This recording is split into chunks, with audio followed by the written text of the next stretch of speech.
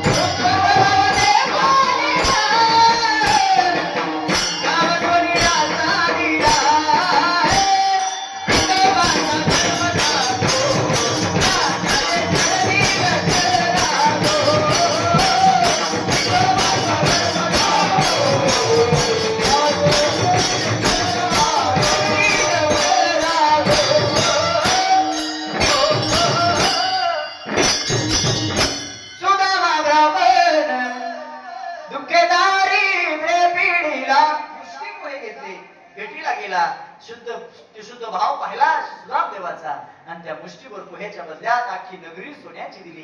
हे करुणावंताच एक लक्षण आहे. म्हणून बहुवाही करुणावंत आनंद हे नामजा तो हा उतरील पार भवदुस्तर नदीचा ज्ञानेश्वर